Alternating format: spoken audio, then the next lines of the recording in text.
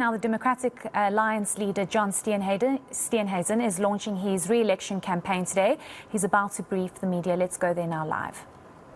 Sure. And also, if you have some time, I also wanted to talk about the race relations issue and being a big factor during the 2024 elections. The DA continues to struggle, to get rid of this tag as being a party that struggles with race relations. How do you plan to address that moving forward for your 2024 campaign? Lastly, Dr. Mpho Phalatse says she's going to contest you.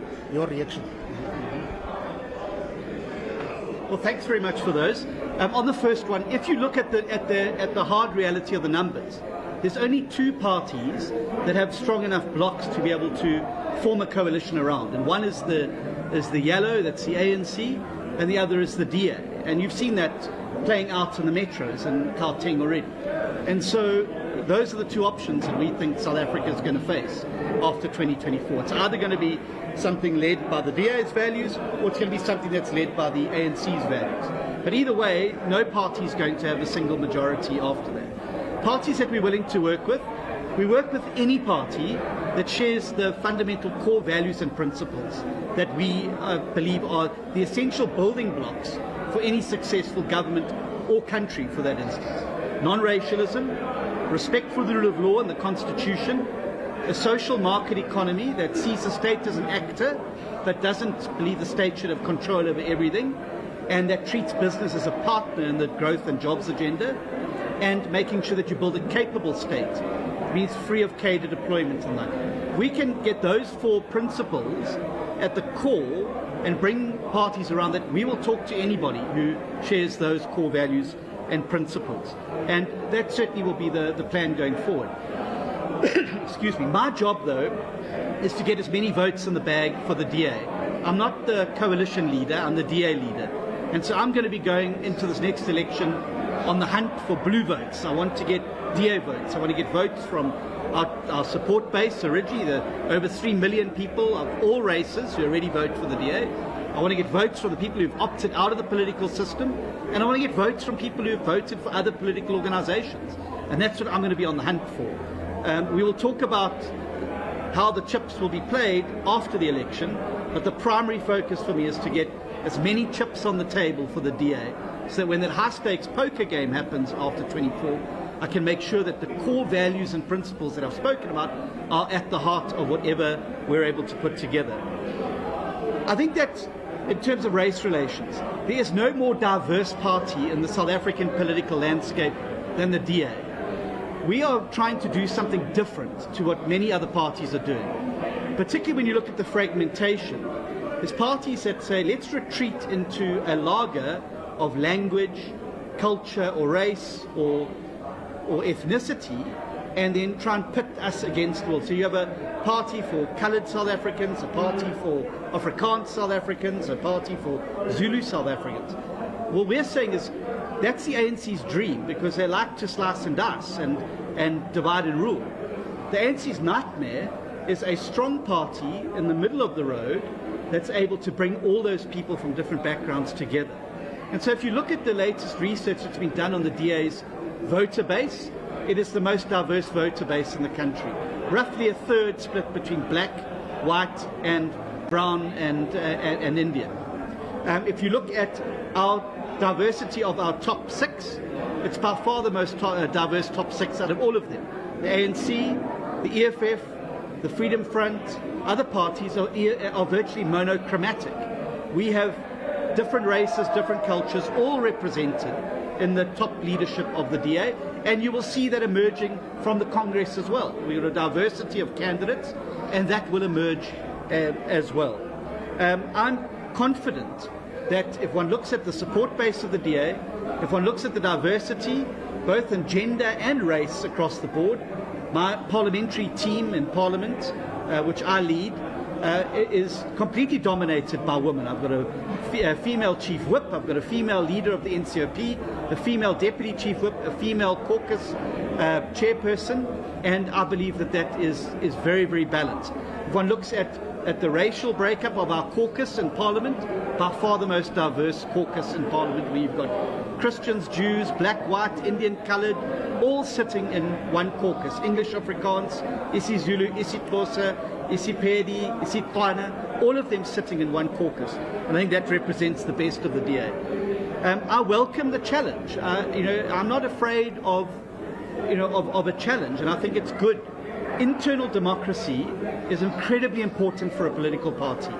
And I look at some of the other parties on the spectrum who've had leaders for life, who've got leaders who are self-appointed that have never faced a Congress in their life. I'm facing my third Congress, who have executives that are hand-picked and self-appointed. That's not democracy, and you can't say you're fighting for democracy in South Africa if you're not prepared to subject yourself to that democracy. So let me be clear. I welcome the challenge. The nominations haven't closed yet. There could be other people who put their hats in the ring as surprise candidates. I say, let's make this a battle of ideas, not personalities. Let's talk about issues, not personalities. And let's say, put our offer before the Congress and let our Congress decide. I've already committed. If I don't win, I will go back to Parliament, I will sit on the back benches, and I will do whatever the party wants me to do, and I will support whoever is the leader of the party to be successful and achieve what they need to achieve in this next election, because South Africa needs a strong, united DA at the heart of it. And that is why I don't campaign on personalities. It doesn't matter to me who puts their name in the hunt for the leadership. Let's have a clash of ideas. These are my ideas. I've put them forward before the party today. You put your ideas on the table and let the Congress decide. But what we mustn't do is campaign in a way that breaks each other down, or in a way that reduces the organisation to ashes. Because whoever wins is going to have to lead this party into the next election, and it needs to be in fighting form.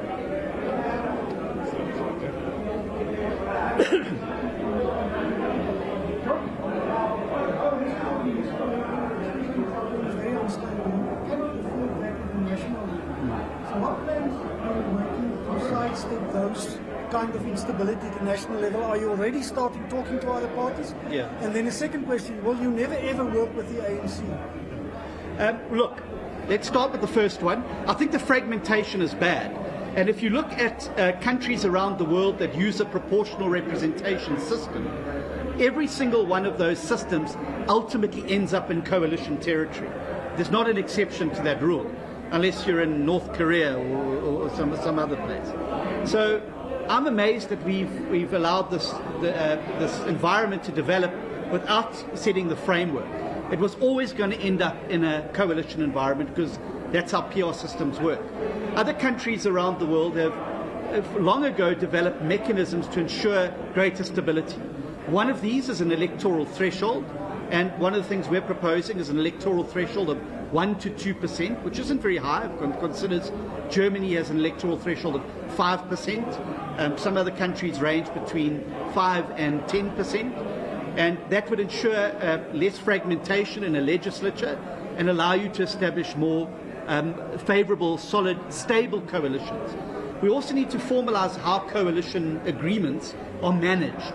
And one of the suggestions we've put forward is creating an ombudsperson for coalitions, where coalition agreements are lodged, and if a party wishes to leave a coalition agreement before the fixed term, that they have to provide a good reason for it, and that has to be made public. So it can't just be, well, Party X has offered me more of a backhand or X positions. You're going to have to go and explain that to the ombudsperson about why you want to leave the coalition. Who will we work with post-24? I'll work backwards from two nightmare scenarios for South Africa. Nightmare scenario 1, the ANC retains its majority with decreased numbers, so it sits just above 50%. I think we're then in ZANU-PF territory, where you will see a desperation start to set in, where radicalism and populism will be used to try and retain that majority, and we've seen that in elections in other parts of our continent. The second nightmare scenario is the one which is playing out in places around the country, where the ANC and the EFF start to find each other and form a coalition.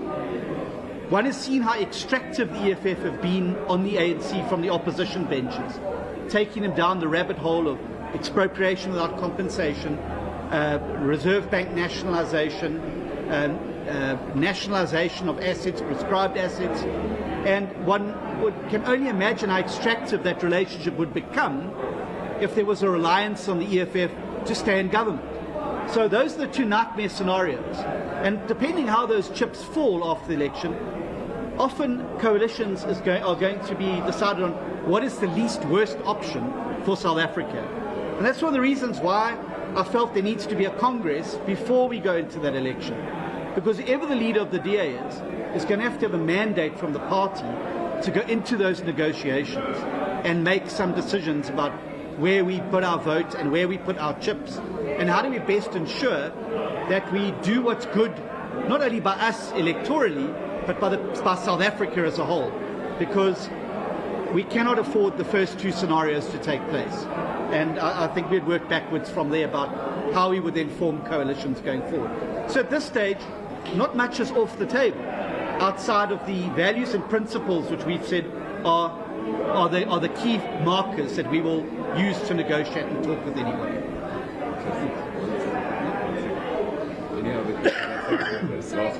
John, I'm not sure that you answered my colleague's question on Director and whether you've actually assessed his performance at ESCOM, and the DA has been seen to protect him from what has occurred at the power utility. Look, one can't defend what's happened there because load shedding's got worse, not better, and it's got progressively worse. So the commitments that were made at the beginning of his tenure have clearly not been met.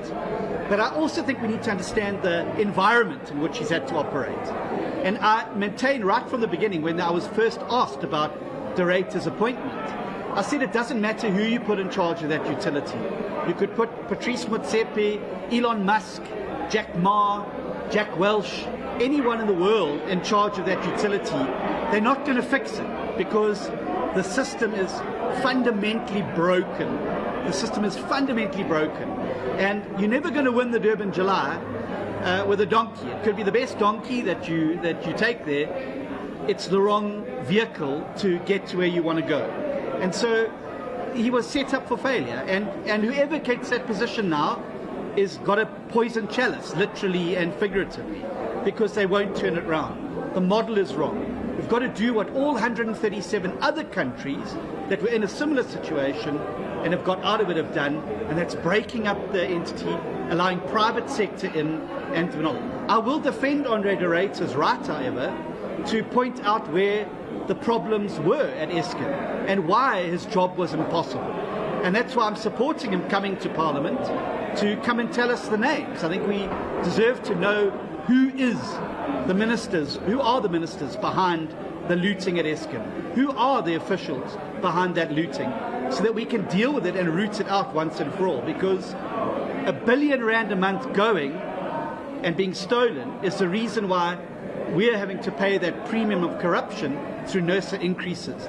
And I don't think it's fair that the people of South Africa, who are already suffering with cost of living hikes, should be paying more for electricity as a premium on corruption. Perfect. Last question. Just the last one from Siphamandla Goke of eNCA. As the leader of the official opposition, what do you make of this seemingly imminent cabinet reshuffle that is not coming? And number two, your articulation about the ZANU-PF scenario and the ANC, is that not fear-mongering? Because some would argue that circumstances are not the same between South Africa and Zimbabwe. If you look at the composition of the electoral commissions in both countries, don't you trust the Electoral Commission in South Africa? Yeah. Okay. Well, let's start with the second one first. Then, so I think it is a fair analysis. If one looks at how authoritarian the ANC have become in the last 5 or 6 years, it's very clear to see. We've also seen the infiltration of the judiciary through cadre deployment, where if you look at the cadre deployment minutes, it's very clear that judicial appointments were included in that. You've seen the ability to try and get control of all levers of state. And I think you get the desperation that starts to set in, not only with ZANU-PF, we saw the same with Edgar Lungu in Zambia and many other countries where it gets more and more desperate. The closer you get to losing your majority, the harder it is for you to stray away from those radical policies. So it's not fear-mongering. In fact, if you speak to many Zimbabwean analysts, I speak regularly to someone like Tendai Biti, he will tell you and show you the chilling signs that are starting to happen in South Africa, and the similarities between what happened with Zimbabwe going forward. So we mustn't underestimate it. We have had commissions of inquiry, and those have been good, the Zondo Commission, etc. The reality is there's never any consequences of it, and that's what worries me. The Farlam Commission, the Commission of Inquiry into the Waterkloof landings, Serafina, Virodine, the arms deal inquiry, all of these commissions produce these reports and nothing happens with them. I'm yet to see any significant action take place as a result of the Zondo Commission report. In fact, many of the people mentioned in the Zondo Commission report are back in the top 6 of the ANC. Gwede Mantashe, Nomvula Mokonyana. They're back in their positions, they're back in senior positions in government, and you just don't see any consequences of that taking place. So what was the first question again? The cabinet reshuffle. Yeah, look, I mean, I think the president's shuffling deck chairs on the Titanic. The ANC is sinking. They've got no new ideas. He's got a very poor pool of people to pull on. And I think you're going to see the same old people just being moved around. And so I'm not expecting great things from the cabinet reshuffle. I think the big thing we're all looking out to see who the new project manager of electricity is going to be in the cabinet. And I think that would be very, very interesting. But other than that, I think it's going to be the same faces sitting around the same table making the same bad decisions for South Africa. Thank you very much, everybody. Thank Please you. join us for something to eat and drink afterwards. But we close for today. Thank you Anyone for coming out. Afrikaans? Yeah. Okay. Newsroom doesn't have an African bulletin. Okay. Okay. You will tell me when you're ready, Teddy. We thank you very much for your time. If you can summarize it for us in terms of your promises. That was the leader of the Democratic Alliance, John Steenhuisen, relaunching his campaign ahead of the 2024 government elections. He said quite a bit. We'll obviously get a summary from our senior reporter, Sipamandla Goge, basically speaking about the fact that no party at this stage could possibly win an outright majority. He speaks about the fact that he is not the coalition leader, but he is the leader of the DA, and he's on a hunt to get as many blue votes as possible. He says he wants to get votes from all races and votes from those who have previously voted from different political parties, as he wants to grow the DA as much as possible. He did speak about race relations, and he spoke about the fact that he finds the DA to be the most diverse party in South Africa. He says it's not like the ANC that slices and dices. He speaks about how the DA is able to bring all parties and all people together. And he says that the DA has the most diverse top 6 out of all political parties in the country at this stage. He does, however, also speak about he doesn't actually come out and say whether or not the Democratic Alliance will not work with the ANC in 2024 should they be approached by the ANC to govern together in a coalition. He says whoever the leader of the DA is, he's going to have to get a mandate, or that leader is going to have to get a mandate from the party on how they could work with coalitions moving forward.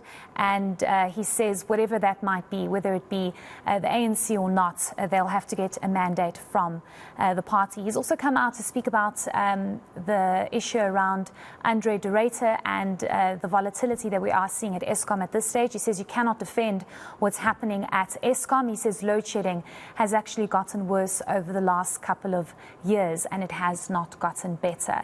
But we'll get more analysis and unpack all of what was said with our reporter Sipamandla Goge.